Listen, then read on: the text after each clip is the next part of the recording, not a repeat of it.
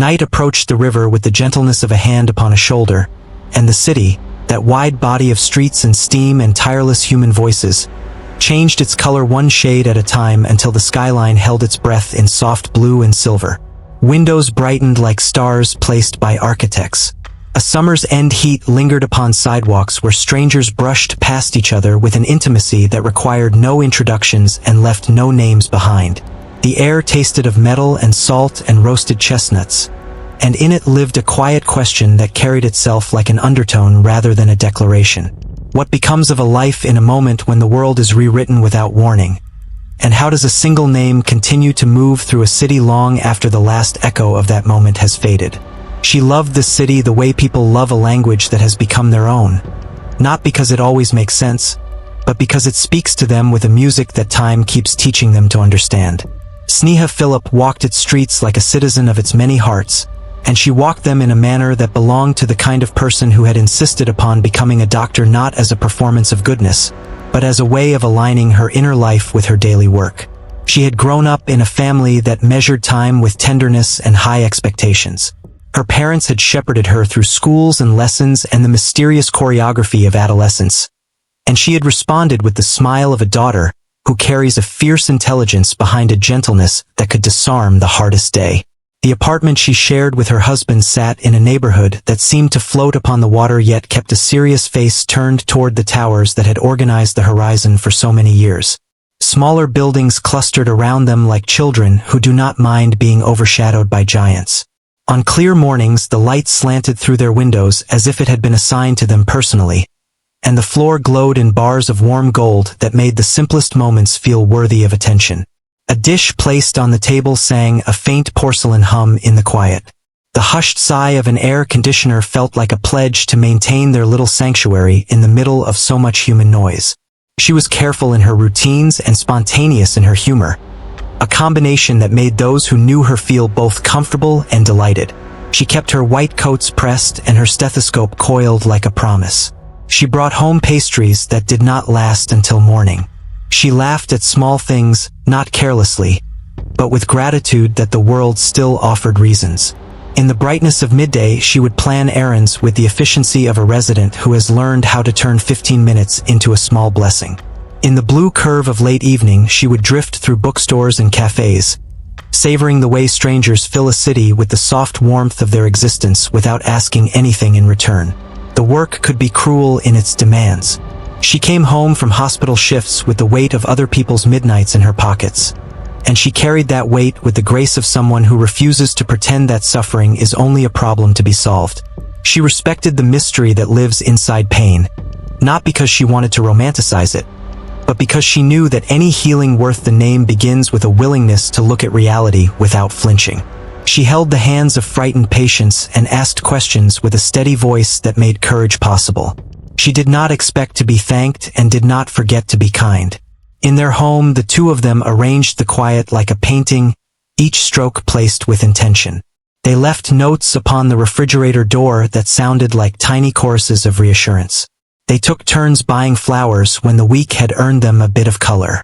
They folded towels with the care of people who believed that the daily texture of a shared life is a more meaningful poem than the world's larger verses. A marriage is a room built again and again with patience and surprise, and there's held that shape like a well-crafted boat upon a complicated river. That early September smelled of sunlight pressed into concrete and of plans set upon calendars that expected to be obeyed. Streets carried the hum of certainty that a city can project when it is convinced that tomorrow will mostly resemble today. Even the air over the river seemed to promise that continuity is a kind of civic right, as if the choreography of mornings and evenings could not fail. In the weeks before the day that would rename history, Sneha walked into that promise like a citizen who has already balanced hope with experience and chose to be brave enough to keep loving the world anyway. What nobody can ever predict about the last ordinary evening is how ordinary it feels. There is a sweetness in such hours that is invisible, not because it is weak, but because it is perfectly natural. On that September night, she moved through the city with the ease of someone who understands that errands can be an art if the heart is allowed to keep them company. The streets near the financial district wore their serious faces, Yet the shops brought a gentler mood to the corners where light pooled in windows and the air carried the perfume of new fabric and perfume samples and pastries folded into small bags for later. She had a way of taking her time without wasting it. The person behind the counter remembered her from other days and welcomed her with the affectionate ritual that New Yorkers reserve for those who have earned it with patience and courtesy. She looked at shelves with an attention that suggested she preferred to know the things she chose rather than simply accumulate them. Her choices were domestic and practical, the sort of purchases that promise a comfortable autumn while the city outside works through its endless lists of demands. She carried her future quietly in a bag at her side and stepped back into the river of pedestrians. That side of the city had its own music in the evening. Office towers exhaled their workers into the streets like distant schools of fish, graceful and quick. Tourists walked in delighted confusion, folding maps with inexplicable confidence and pausing to see themselves reflected in glass. Transit tunnels released soft tides of bodies through turnstiles as if each person were a note in a large and patient chord. The towers watched over all this with the gravity of mountains that have learned how to host the high weather of human ambition. Their windows had grown used to the daily play of cloud and light and the private moments of people who had come from every direction to do their work in those rooms. At home, she would have placed her new things upon the table and arranged the receipts to be thrown away or folded for later, depending upon what the month required. She would have thought about dinner or left that thinking to her husband if the day had blown hard against the nerves. They loved the comfort of small traditions, not as a habit of boredom, but as a ceremony designed to keep the worst storms at the center of their lives manageable. The apartment lights would have made little squares upon the night as dependable as the stars. Memory has strong hands when it tries to pull such hours into a coherent design. It tugs at the corners, trying to transform movement into signal and gesture into portent, because meaning is the salve we apply to the burn of not knowing. What remains certain is the intimate texture of the city in those last ordinary hours. The escalators kept their soft mechanical whisper, card readers gave their glancing chimes, and concrete carried the weight of feet with the fidelity that makes cities possible. She walked through it all with the unremarkable beauty of a citizen among citizens, her bag growing heavier by a few small items meant to make a home feel a little more itself. Across the water, the sky decided to wear a velvet innocence that morning, a color that made people linger longer than usual at windows before stepping into the day. Coffee cups warmed hands on sidewalks where greeting each other briefly remained the closest many people came to a prayer. Phones vibrated with the early business of schedules. Radios sentenced the air to a cheerful competence. The towers blinked their quiet municipal hello to the river, and then the hour changed its name without asking permission from anyone at all. History does not explode only in photographs. It explodes inside countless small lives, shredding the thin papers that hold our days together and sending ash and fear into rooms that have never learned how to breathe under such weight. Sirens did not end. They braided themselves into one continuous sound that trained the ears of the city to flinch. Dust swarmed down streets and up into the sky and through the porous fabric of our confidence. People became strangers and then became each other's guardians because nothing else made sense. Doors opened to hands that needed water or a chair or a phone or a word spoken like a bridge across terror. What Sneha saw or heard or chose in those minutes belongs to the private and haunted country of speculation, and the stories that attempt to make claims of certainty cannot cross that border honestly. The life she had lived prepared her to step toward pain rather than away from it. This is what a physician's training does, and this is what a physician's heart insists upon when the body moves before the mind has had time to write a plan. It is possible to imagine her watching the news on a television that still believed it was hosting a morning forecast or a talk show, and then turning toward the door with a kind of quiet fear that does not parade itself as bravery. It is possible to imagine her glancing only once at the apartment she loved and telling it that she would be back before the day had turned completely unfamiliar. It is possible to imagine her walking into a street that had begun to belong to smoke and ash and strangers who were becoming family. Those hours took from the city more than concrete and steel, more than windows and elevators and desks and photographs hanging in offices where dust now rested. They took the scripts of countless lives and left thousands of pages blank with a finality that still looks unreal when retold. She may have tried to reach someone and discovered that the air had swallowed signals. She may have turned toward the nearest hospital to offer her hands and her steadiness, only to find that the roads in that direction had become conduits for vehicles carrying the injured and the terrified. She may have moved with the crowds as they ran north, a river of bodies wearing the same gray color and the same shocked expressions, unable for a time to remember what they had been doing that morning before the meaning of mourning changed forever. In the chaos and grief that followed, those who loved her found themselves navigating a labyrinth that grief and bureaucracy built together. The city shut down the simplest of paths. Bridges and tunnels felt suddenly like private property. Phones were neither useless nor dependable. Lists were compiled and revised until they became prayers disguised as spreadsheets. She belonged nowhere on these lists and everywhere in the minds of those who refused to stop asking after her. The days that followed made a different kind of calendar. People measured time by what they could do to honor the missing, not by what clocks demanded. The city became a wall of paper, a collage of faces and phone numbers and descriptions written in hurried sentences that attempted to tether a loved one to reality with ink and tape. Every lamppost carried someone's masterpiece of hope. Every corner smelled like candle wax and ash, like flowers purchased in an anger that only tenderness can explain. The uneasy rain of the first days gave way to sun, and the sun made the paper curl and the photographs fade. Yet nothing faded enough to stop the eyes of strangers from catching on them and becoming suddenly wet. Her husband walked those streets with the hunger of a question that did not know when to stop asking.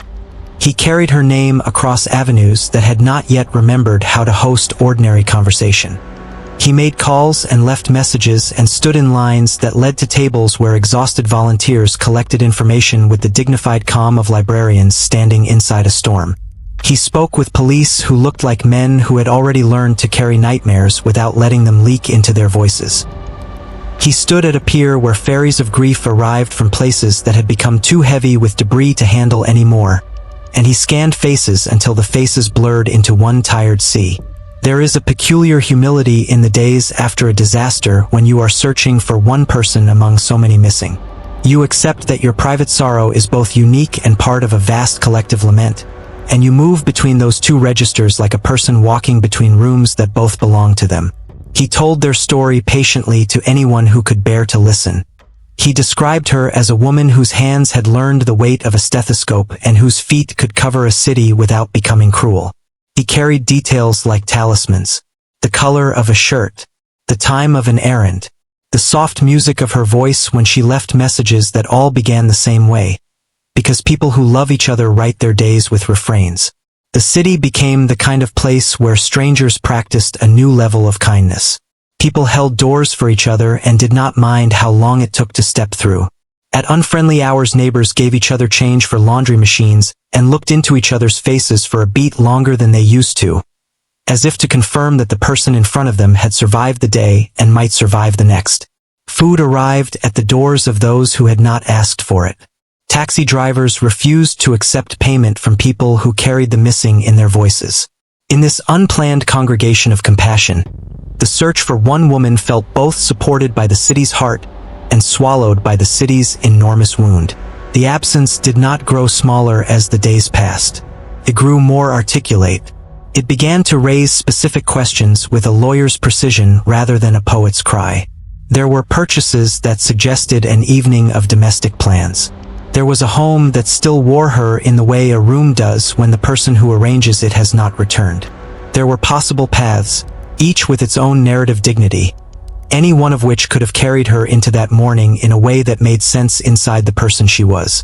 If you're still watching, please subscribe so that more people can discover these powerful true stories. A mystery is a crossroads where even the most loving minds can disagree with a tenderness that refuses to turn into cruelty. Those who knew her best carried one vision, not because they were blind to complexity, but because they recognized the shape of her instinct when faced with harm. A doctor is a person who walks towards suffering, and if there was a place in the city that required hands and instructions and calm, she would not have waited for someone else to send her.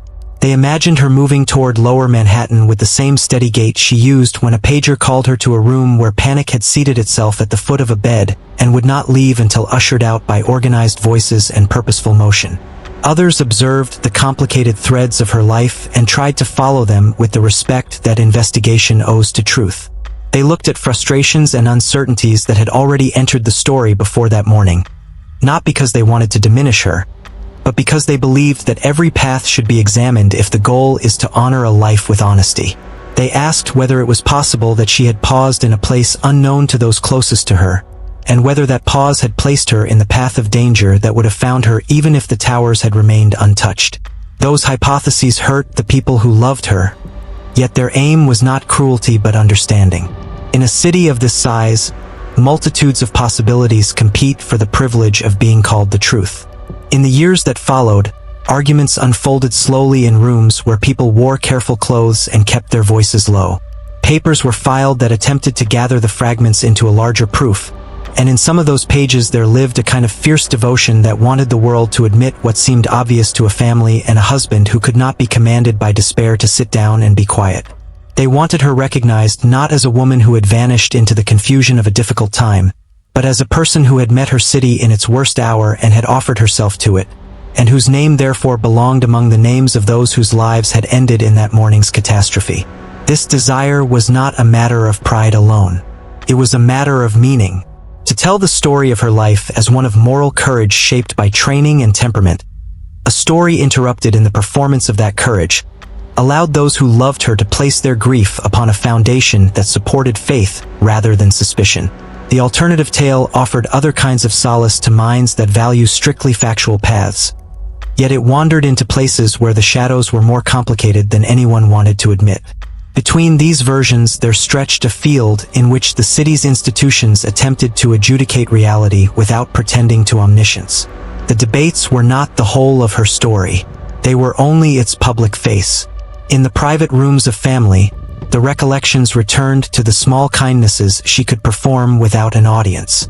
She was the relative who called from a busy street simply to say that she had found a bakery that reminded her of a childhood celebration.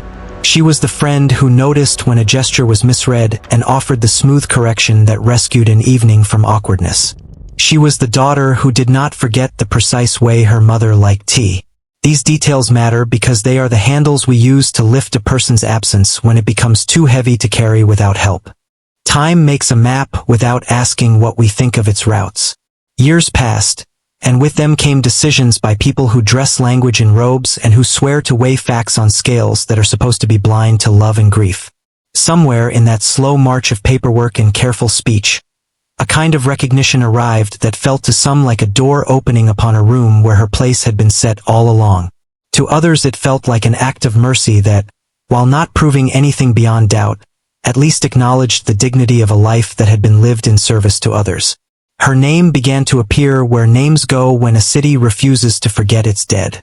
It found a place in the lists that school children read when teachers attempt to teach them what happens when the air is made of fire and smoke and anger, and when the only forms of resistance remaining to ordinary people are generosity and patience.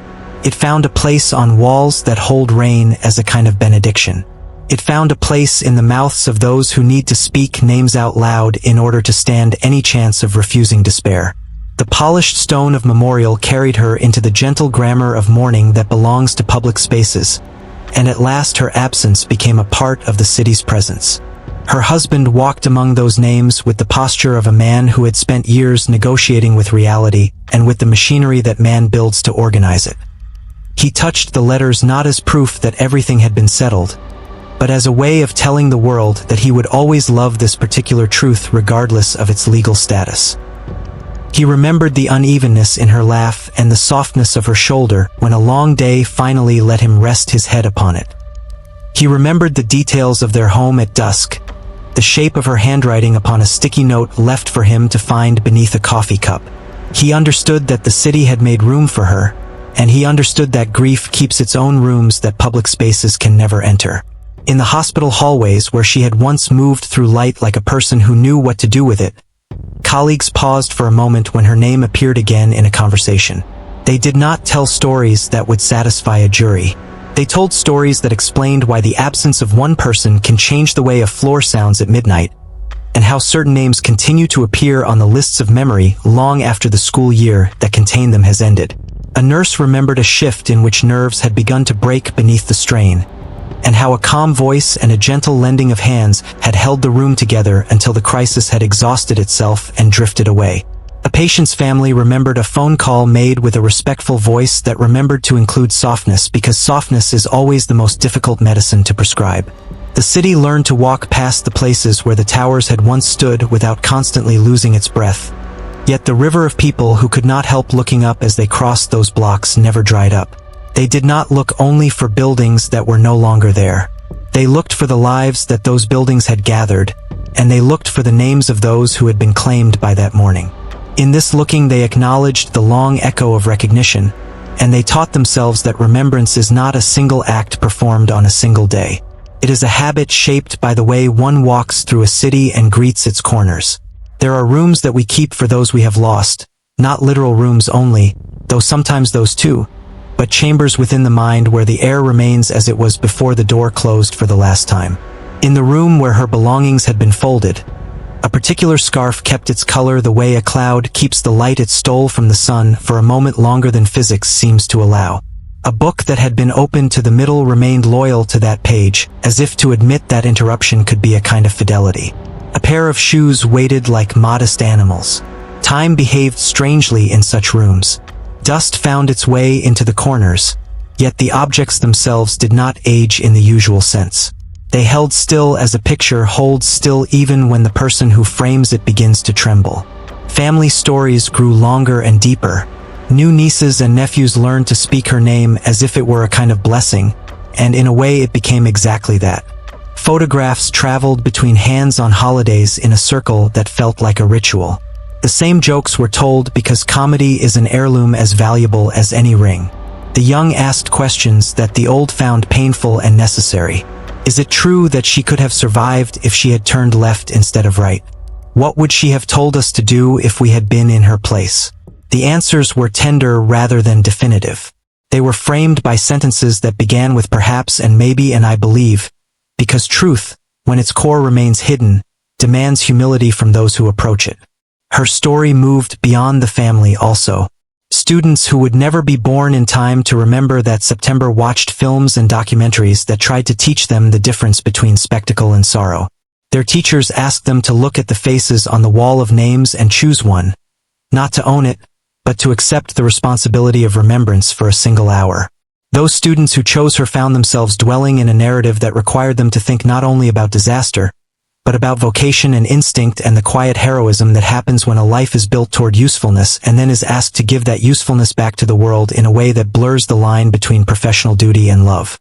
In apartments across the city, other families kept their own rooms for their missing. This created an invisible architecture that citizens carried within themselves. On the subway, a young woman with a backpack fell silent for a few stops as she recalled her father's habit of whistling a particular tune during baseball season. In a park, a man sat upon a bench longer than the weather encouraged in order to hear the last line of a story his mother had loved to tell. In a hospital, a nurse paused before entering a room because the patient within reminded her of the friend who had not come back from that morning. These rooms were not only places of sadness. They were places where the city learned to respect its own endurance.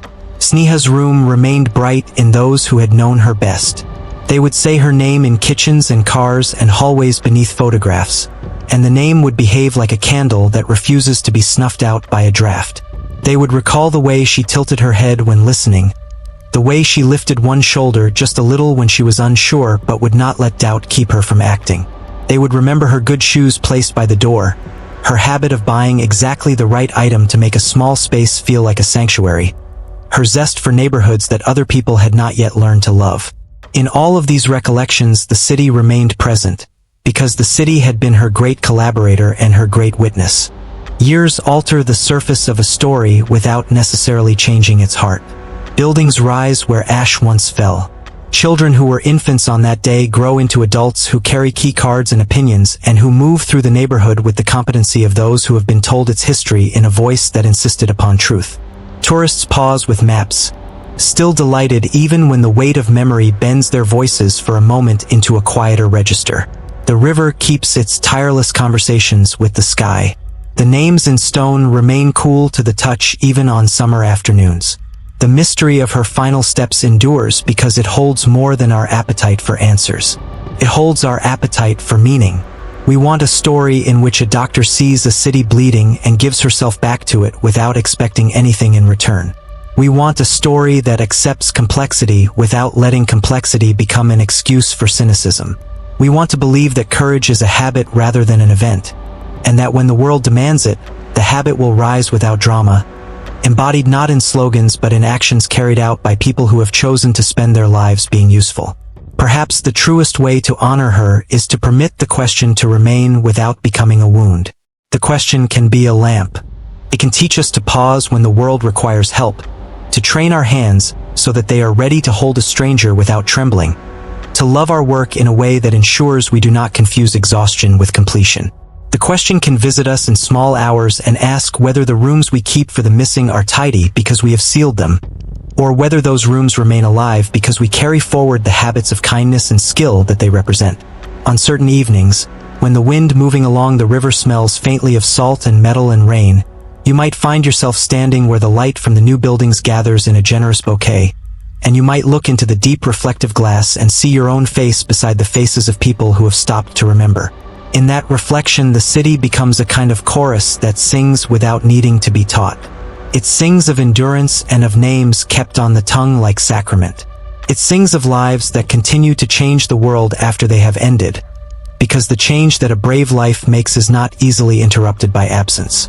If you listen long enough, you may hear another sound beneath the music of traffic and footsteps. It is the soft voice of a woman who loved the city and the work she had chosen to do within it. A voice that continues to teach by the simple fact of its unresolved ending. It asks you to walk kindly. It asks you to be ready. It asks you to love with the steadiness of a person who understands that every ordinary evening is precious even when it gives no hint of tomorrow's shape. What do you think truly happened? Share your thoughts in the comments.